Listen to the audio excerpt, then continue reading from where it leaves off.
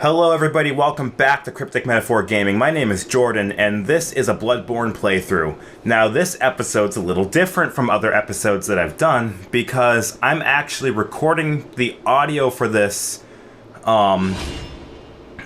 post after I've already played the game. So this is actually this video is actually a couple days old from the audio I'm doing now, and I'm actually talking over and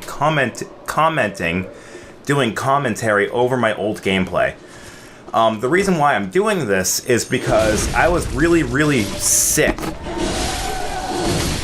Sorry about that, my gameplay sounded loud. The lifestyles and hard choices of editing. I was really sick when I was doing the audio recording as I was playing this. And you can kind of see, or hear I should say, in episode 23 just how sick I really was. I'm still a little bit sick. I'm still a little bit, snotty, I guess.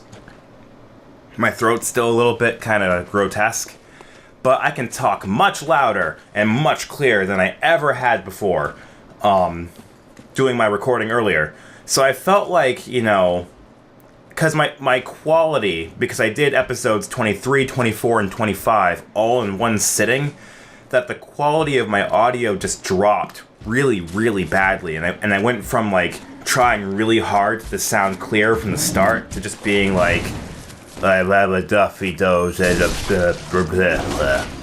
So I figured, let's just cut all that audio out.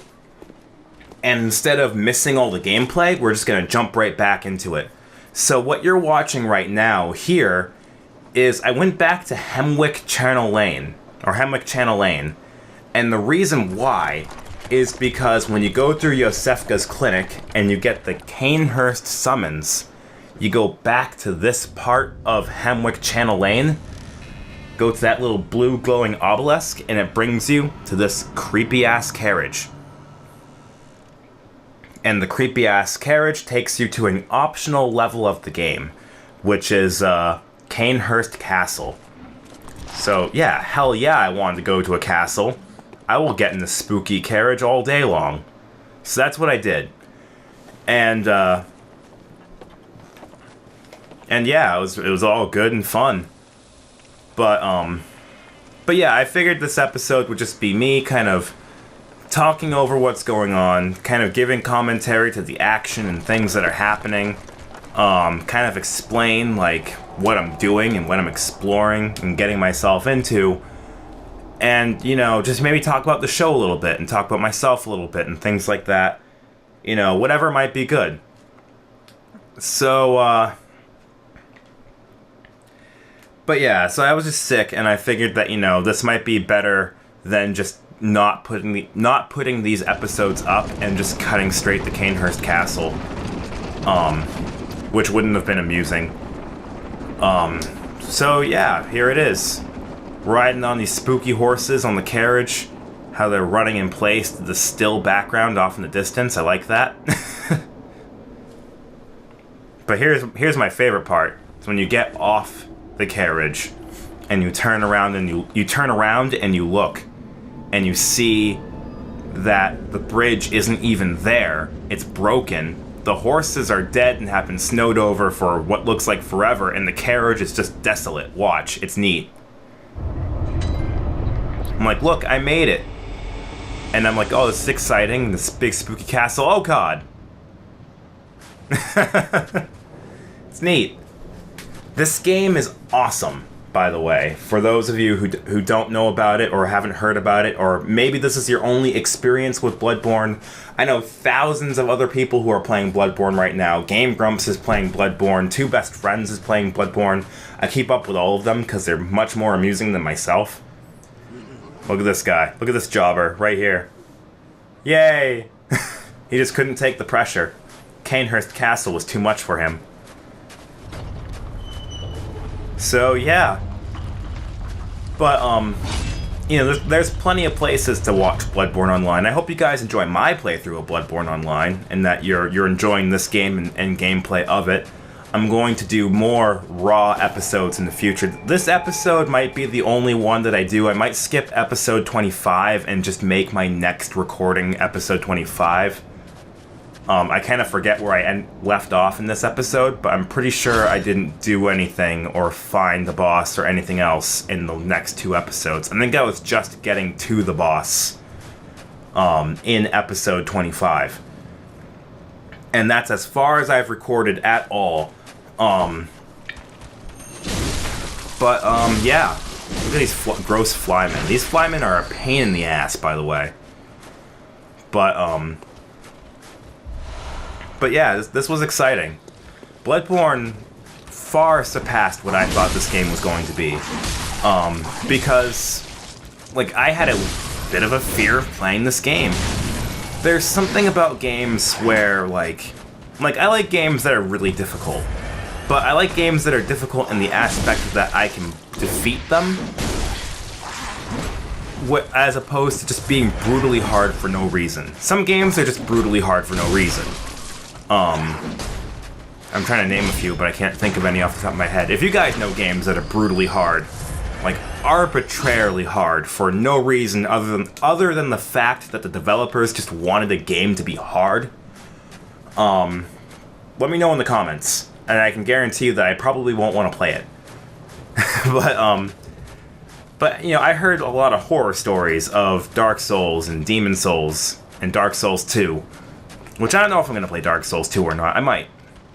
I'm having such a good time with Bloodborne, I might go back to Dark Souls 2 and see what that game is all about, but I hear it's more difficult than this game. This game was actually a step up in difficulty compared to other games. Look at this stupid jumping idiot. I shouldn't have used any of the healing items in here, and I know that retrospectively, because the lantern is right there. If I die, I'm not missing much. You know, it's just good. Look at this castle, by the way. Look at these scrubbers. Doomed to hell for eternity, scrubbing floors. That's kind of what my day job feels like, actually, to be honest with you. Well, I'll just send them all to early retirement. You ready to hear me panic? I panicked at this part, actually, because I was just like, what's so bad about being in here? Like, I'm gonna ignore all the ambient sounds of people crying, because, you know, so what?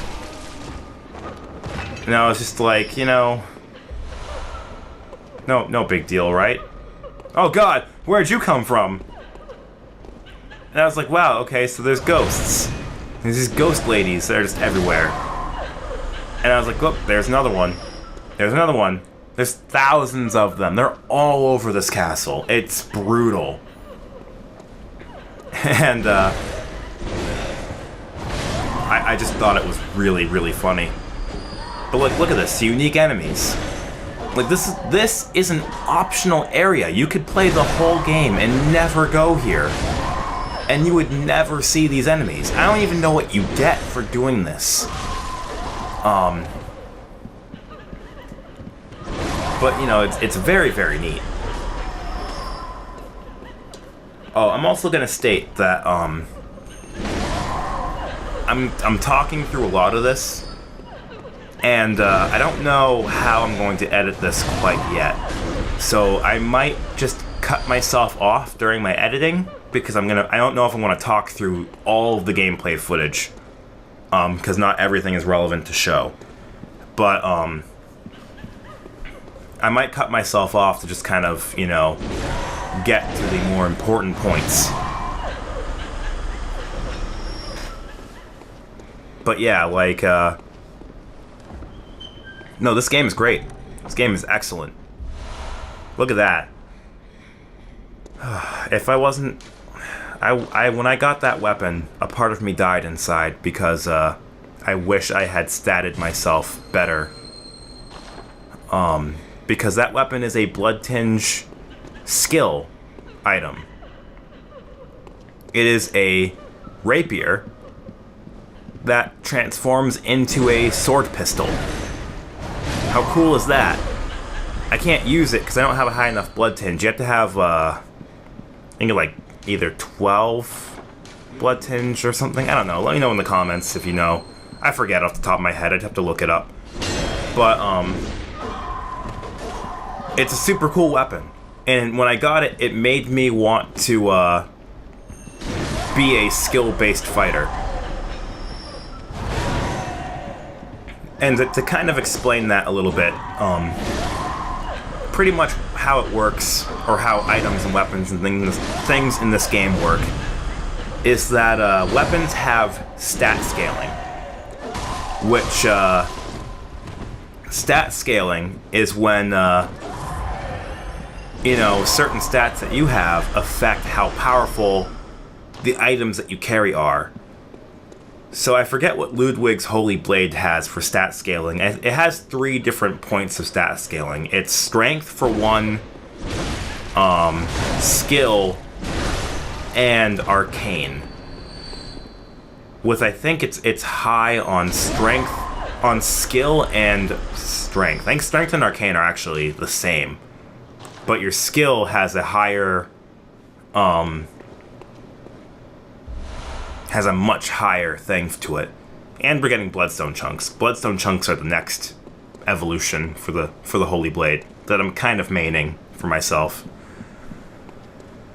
Whew, but yeah, these guys are everywhere. No, I can't get enough of this game. I want to play it so bad. Like, every time I record to play this game, because I don't play it outside of my recording, because I don't want to play a separate file and, like, go through things that I haven't seen before. I will, once I beat this game, do another playthrough of it, but I'm not going to show you guys all of it, but I will show you the stuff that I missed. And I will compile it so that you will get to see all the aspects of stuff, because I can already tell you that I completely botched the ending to this game. Unfortunately, the ending was spoiled to me because the internet exists, and I had to stop several times. I never noticed this room with all the portraits on the wall. I didn't look at them all. Now watch this. This is cool, right? This room's lit up and stuff. And you're like, you want to get that item, right? Because it's an item. And you get to it, and look, the lights go out, and there's ghosts everywhere. And it's scary, and it's terrifying, and you panic because you might die. I don't know if I can roll into those statues either. I should try that as well. But no, I already messed up the ending to this game. Pretty much what happened... Well, how it happens is, I don't know if this is a spoiler or not. It was a spoiler for me, but I don't want to ruin it for you guys. I will just tell you, I'll tell you this. This game has multiple endings. And, the endings are based off of items that you pick up. And whether you use them or not. And I gotta get rid of that stupid Quicksilver Bullets thing. I don't know why I don't press X. Probably because I'm too paranoid about everything else going on. Press X, me. No one cares about Quicksilver Bullets. Press it! There we go. Thank you. But, well, I got a dress. Now I can look pretty. Oh, seduction indeed. Fine note. But, pretty much the thing is that, like, the way the game works is that its ending is based off of particular items that you're supposed to find, and you have to use them by the last boss fight of the game, which is fine. The problem is you have to know how to get those items. And, one of which I found. I'm not going to spoil that. It's called a third of an umbilical cord. And, I forget what episode I found it in. I know it was in the old abandoned workshop.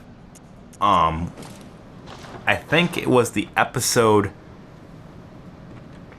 I think it was the second episode after Blood-Starved Beast.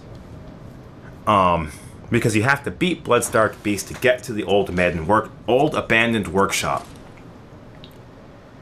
And I got there.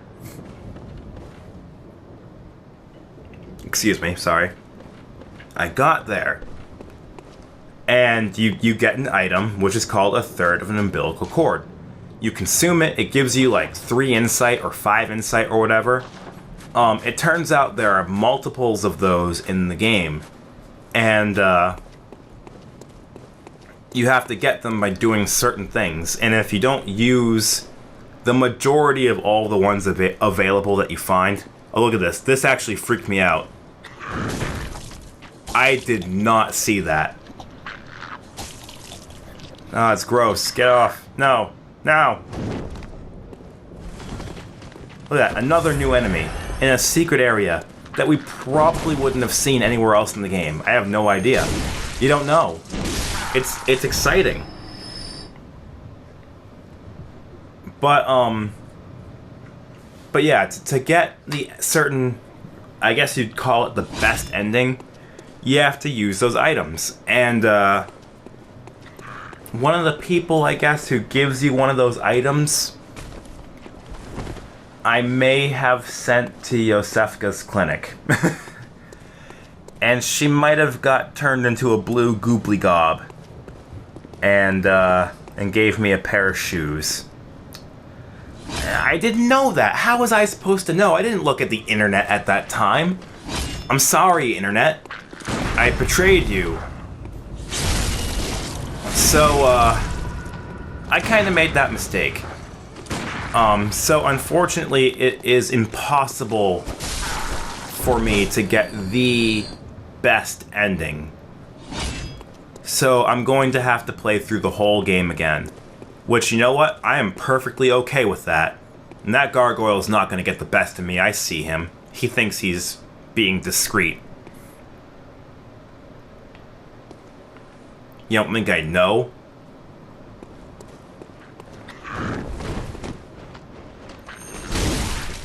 I should really put thrust damage on that sword. I use that charge up a lot. I don't think I do it because I only care about bosses for the most part. But yeah, like, how much damage that scream does. It's absurd. But yeah, that's it's kind of where I'm at as far as this game goes. I messed up my ending, pretty much, is all I can say. So there's really no need for me to go looking for more umbilical cords, because there's no way I can get enough that I need to get the best ending in the game. So, but you know what, like, this game prides itself on replay. New Game Plus is going to be exciting. And I kind of want to do, like, New Game Natural for myself as well, just so I can do all the things that I missed, that I didn't do before, and just do it right. So, you know, it's all very exciting, very good things like that. I'm gonna get you, buddy. Poke. I like poking things with my large stick. Don't take that out of context. Oh boy, but yeah, like this game, it really surprised me. It took a concept that I didn't think I was going to enjoy, and it said, like, Jordan, stop being a jerk, slap me, and it slapped me across the face and said, you're going to enjoy this game whether you like it or not. And I'm just like, don't hit me, but I really do like it. I don't know what the significance of that is. Remember, child? I don't know what that means. Maybe I was supposed to do something here. It had like a 53% approval, but I don't know what I'm supposed to do. So, but yeah, like, this is just, you know, if anyone has a PlayStation 4 or they want to get their hands on a PlayStation 4. This game is a wise investment. Very little to no problems with it. It is exactly what it is. And when, like, you might go online and look at reviews that people do for video games. I don't necessarily like people's reviews for video games because I think they're incredibly biased. I think a lot of people look at reviews for a video game and they compare it to every other video game that exists. And I think that's the wrong way to look at it because people like games for very different reasons. You can't take Sonic the Hedgehog, which I know Sonic makes really bad 3D games. I get it. Don't crucify me about that concept. But you can't take a game like Sonic the Hedgehog and compare it to a game like, I don't know, Prince of Persia, Call of Duty, AAA title, mainstream game, action adventure, whatever, Tomb Raider, I don't know. You can't make that kind of comparison because 100,000 18, 12-year-old kids from wherever that like swearing and yelling at people over the internet will love to play Call of Duty, and they hate games like Sonic the Hedgehog. So Sonic the Hedgehog will never look good, ever. But there might be, like, a person somewhere that likes playing an action platformer, for instance. And a review shouldn't be negative for them because a bunch of other people hate it. You have to I like to look at games in a kind of objective perspective. What is the game trying to do? And does it successfully do what it's trying to do? In this case, Bloodborne is an action RPG. The game is trying to basically throw you into this world, and it's showing you the world by having you explore it and go through it. And I'm just kind of checking out this new armor set that I got, the Executioner set, which looks kind of cool. I have no idea how to think about armor in this game at all, because none of the armor seems to do anything. Except for Henrik's. Henrik's is the only armor set that I've come across that actually has an advantage. But that aside, getting back to my point, like, you can't compare certain games. It doesn't work that way. Bloodborne is its own thing. And it does its own thing very, very well. It's an adventure game. It puts you on an adventure. It makes you explore the world. And you learn about the world and the situation that goes on by exploring. It's got really neat combat, really good adventure, and it's just a solid experience all around. And I would give this game, if I had to give video games a rating, I would give it a good 9 out of 10, 9.5 out of 10. But I think that's all the time I have for today. Thank you guys for watching. Make sure you like, comment, and subscribe for more Bloodborne-related content. And all sorts of different things like that. I'm going to put like the Facebook page and Twitter page and stuff up so that you guys can like and favorite those as well, so you can keep track of different games and things like that better. In the next episode, we're going to explore more of Canehurst Castle and what other wonders we might find. So thank you guys for watching, and as always, until next time, see ya.